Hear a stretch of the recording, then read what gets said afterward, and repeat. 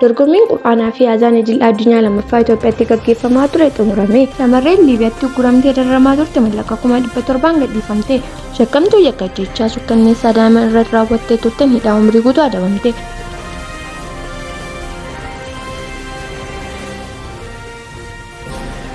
Kun lallaba torbeeti. Dorgommiin Qur'aanaa fi Azaan Idil Addunyaa lammaffaa Itoophiyaatti gaggeeffamaa ture xumurame. Dorgommiin Qur'aanaa fi Azaan Idil Addunyaa lammataa waldaa Qur'aana Zaayid Ibnu Saabitiin qophaa'ee fi manneen maree ol'aanaa dhimma Islaamummaa Itoophiyaatiin waliin ta'uun qophaa'e istaadiyeemii Finfinneetti gaggeeffameera. Dorgommii kana irratti dorgomtoonni biyyoota 60 ol irraa fi abbootiin murtii dorgommii Qur'aana Idil Addunyaa biyyoota 11 irraa kan hirmaatan ta'uun ibsameera. Dorgommiin dorgomtoota Qur'aana hafizadhanii fi Qur'aana qara'uun azaanaa fi hifziidhaan dubartootaan gaggeeffameera. Dorgomtoonni sadarkaa tokkoffaa irraa hanga sadarkaa sadaffaatti bahan badhaafamaniiru. Haaluma kanaan Qur'aan hifziidhaan dhiirota keessaa tokkoffaan Muhammad Fu'aad Yemen irraa, lammaffaan Yusuf Kaatar irraa, sadaffaan Muhammad Fahad Ameerikaa irraa injifate. Qur'aana hifzii dubartootaan Ruqiyaa Taalii Yemen irraa tokkoffaa, Naasmiin Jaanj Aljeeriyaa irraa lammaffaa, Itoophiyaa irraa Qamariyaa Walii Muhammad sadaffaa baateerti. Dorgommii azaanaa irratti Muhammad Abubakar Indooneeziyaa irraa tokkoffaa, Umar Duraanii Turkii irraa lammaffaa, Jibriil Aadam Itoophiyaa irraa sadaffaan xumureera. Ramaddii Qur'aana qara'uu dhiirotaaf Abdulrazaaq Alshahwii Ijipti irraa tokkoffaa, Gamaab Iraaq irraa lammaffaa, Ajnaad Yemen irraa sadaffaa ta'e. Dorgommii kana irratti hooggantoonni manneen maree ol'aanaa dhimma Islaamummaa Itoophiyaa, hooggantoonni majlisa naannoo, ulamaa'onni, ambaasaaddoroonni, keessummoonni affeeramaniiru. Dorgomtoonni Qur'aanaa fi Azaana Itoophiyaa dabalatee biyyoota 60 irraa abbootiin murtii idil addunyaa biyyoota adda addaa irraa akkasumas hawaasni musliimaa hedduu hirmaataniiru. Abbootiin murtii dorgommii Qur'aanaa fi Azaana idil addunyaa lammaffaa badhaasa addaa waldaa dubartoota idil addunyaa taqwaa Habashaa Ameerikaa keessatti argamu fi faawundeeshinii hijiraa tokkoffatti qophaa'e kennaniiru. Shakkamtuu yakka ajjeechaa sukkanneessaa daa'ima irratti raawwattee turte hidhaa umrii guutuu adabamte. Godina Baalee Bahaa Aanaa Dawwee Qaachanatti dubartiin maqaan ishee Ibsituu Ahmad jedhamtu hinaaffaadhaan ka'uun daa'imman umrii isaanii waggaa 5 ta'e lama laga baabeetti darbuun ajjeestee hidhaan adabamte. Yakki kun kan raawwate akka lakkoofsa Itoophiyaa fulbaana 26 bara 2017 Aanaa Dawwee Qaachanaa bakka addaa laga baabee jedhamu beekamtu. Himatamtuun kun yakka kan raawwatteef ka'umsa kan ta'e abbaa warraa ishee haadha manaa isaa duraa waliin araaramu hordofeeti. Abbaa warraa kan duraanii haadha warraa manaa biraa qabu ture isheedhaan wallalee jennaan addeebsituu fuudhe.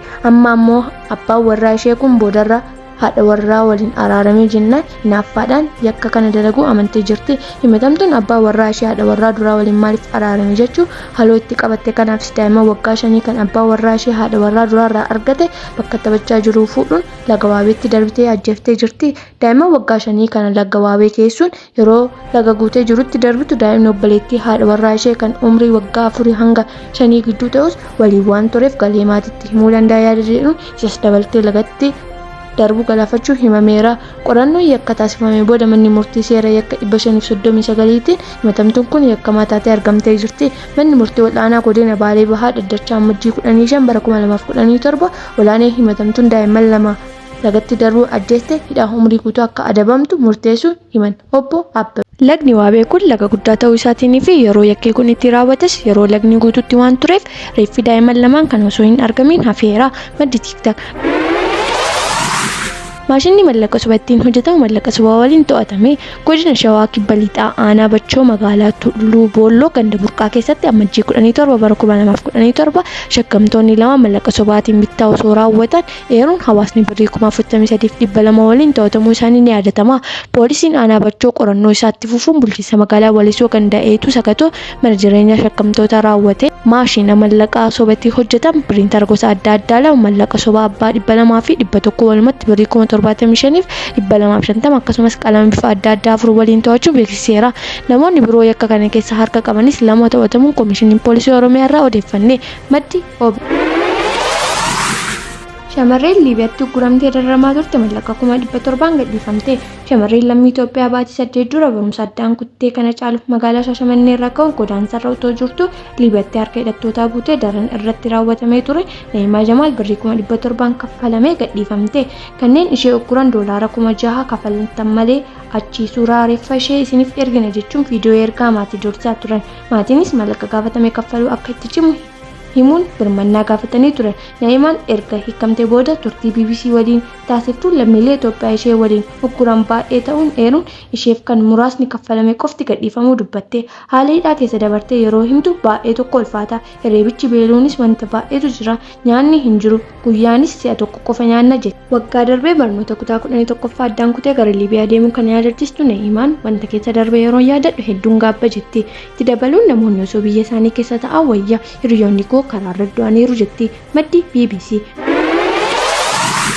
Masjiidni diiguun adeemsa farra nageenyaati. Majlisni magaalaa Shaggar Masjiidni Sumayyaa kutaa magaalaa Laga Xaafoo Laga Daadhiitti kan argamu yeroo seera qabeessa kaartaa kan qabudha. Himannaa nama dhuunfaatii fi jibba nama dhuunfaa irraa qabuun himannaan banamee akka diigamu murtaa'eera. Kun immoo gidduu mootummaa fi uummatatti walitti bu'iinsa uumuuf ta'ee jedhamee kan qindaa'e jedhan hooggantoonni majlisa magaalaa Shaggar. Hooggantoonni majlisa magaalaa Shaggarii fi majlisni kutaa Laga Xaafoo Laga Daadhii masjiidatti argamuun gocha ta'aa jiru kana qoratanii yoo ta'u diigamuu masjiida seera qabeessa kaartaa mataa isaa qabu farra nageenyaatti jedhanii mootummaan qaama masjiida kana diiguu fi diigsisuu uummataa fi mootummaa walitti buusuuf deemu kana irratti tarkaanfii fudhachuu akka qabu himaniiru. Pirezidaantiin majlisa magaalaa Shaggar Dr. Muhammad Saalii Jamaal dabalatee hooggantoonni olaanaa mana marichaa qaama argamu dhimma kanaaf xiyyeeffannoo akka kennamu qabu akeekkachiisanii jiru.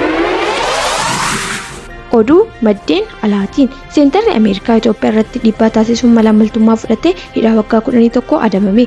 Seentarri Ameerikaa Itoophiyaa irratti dhiibbaa uumuuf Masrii irraa maallaqa fudhachuun hojjechaa ture jedhame hidhaa waggaa 11 adabuun gabaafame. Seentarri New Jersey Boomend jedhamu kun yeroo seenteratti turetti danaata Masrii eegsisuun maallaqa fudhachuun hojjechaa turuun yakkameera.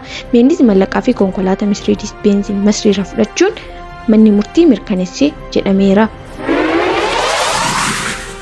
Balaan xiyyaara sadaffaa Ameerikaatti jimaata edaa halkan mudate Ameerikaa irratti xiyyaarri dhukkubsataa fi hojjettoota qabatee gara Meeksikoo deemaa ture naannoo Fiilaadelfiyaatti kufe.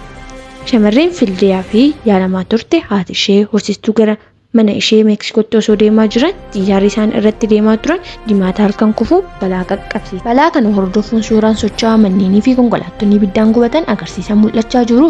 Balaa mudate kanaan poolisiin magaalichaas mirkaneesseera. Bulchiinsi Aviyeeshinii Federaalas xiyyaara kufe kana keessaa namoota 6 akka turan beeksisuu keessaa 4 hojjettoota xiyyaaraa yoo ta'an kanneen hafan ammoo daa'imman dhukkubsattee fi haadha hoosistuu turani. Ministeerri dhimma alaa Meeksikoo haadhaa fi daa'imman malees balaliisaa fi gargaaraan balaliisaa akkasumas ogeeyyiin fayyaa xiyyaaricha keessa kan turan hundi isaanii lammiilee Meeksikoo ta'uu beeksiste. Xiyyaara yaalaa Liijart 55 beekuun gara Meeksikootti osoo deemaa jiru bobba'aa guutuu buufata xiyyaara Springfielditti bu'ee karoorfatee imalaa ture jedhama. Haa ta'u malee xiyyaarichi buufata irraa erga ka'ee sekoondii 30 booda kufuun isaa ni gabaafama. Hojjettoonni balaa tasaa xiyyaaraa yaala xiqqaa kun erga kufee booda namoota lubbuun hafan baraaruuf gargaaruuf gara kaaba baha Fiilaadelfiyaatti imalanii jiru. Balaa kanaan dabalachuun Ameerikaatti torbee darbee keessa qofa balaan xiyyaaraa 3 mudatee jira. Imaltoonni kunniin lubbuun jiraachuuf du'uun isaanii ilaalchisee hanga ammaatti wanti ifa ta'e hin jiru. CNN gabaase.